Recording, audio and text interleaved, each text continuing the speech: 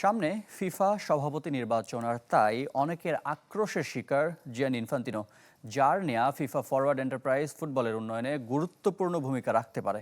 পুনরায় নির্বাচিত হলে যে পরিকল্পনা সফল করা উচিত, এমন সব দাবি সাবেক ক্যামেরুন ফুটবলার ও দেশটির বর্তমান ফুটবল ফেডারেশন সভাপতি স্যামুয়েল ইতোর।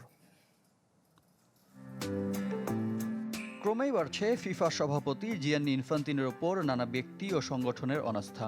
ফিফা ফরওয়ার্ড এন্টারপ্রাইজের জেরে যার পদত্যাগের দাবিও বেশ জোরালো। তবে একই ইস্যুতে অনেককে পাশেও পাচ্ছেন সুইস সংগঠক, যাদের অন্যতম সাবেক ক্যামেরুন তারকা স্যামুয়েল ইতো। ইনফান্তিনোর প্রস্তাবকে আগেই সাধুবাদ জানিয়েছিলেন ইতো।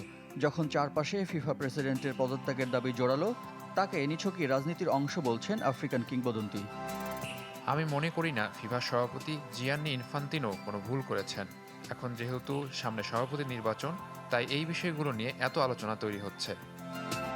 ইনফান্তিনোর হাত ধরে ফুটবলে ব্যাপক উন্নয়ন হয়েছে এমন দাবি ইতোর। বিশ্বকাপের পরিধি বাড়িয়ে অনেক অখ্যাত দেশকে গ্রেটেস্ট অন আর্থের অংশ হবার সুযোগ করে দেওয়াও তার কৃতিত্ব বলে মানেন এই ক্যামেরুন তারকা। সাম্প্রতিক ফিফা ফরওয়ার্ড এন্টারপ্রাইজ ফুটবলের সমবন্টনে গুরুত্বপূর্ণ ভূমিকা পালন করবে এমন দাবি ইতোর। ইনফান্তিনো আবারও নির্বাচিত হলে তাকে এই পরিকল্পনা এগিয়ে নিতে হবে, কারণ ফিফা সভাপতির কাজ হলো ফুটবলকে আরও এগিয়ে নেওয়া এবং সব দেশের ফুটবল উন্নয়নে কাজ করা। ফুটবলের বুট জোড়া তুলে রাখার পর 2021 সালে ক্যামেরুন ফুটবল ফেডারেশনের সভাপতির দায়িত্ব নেন ইতো। রিফাত হোসেন, চ্যানেল 24।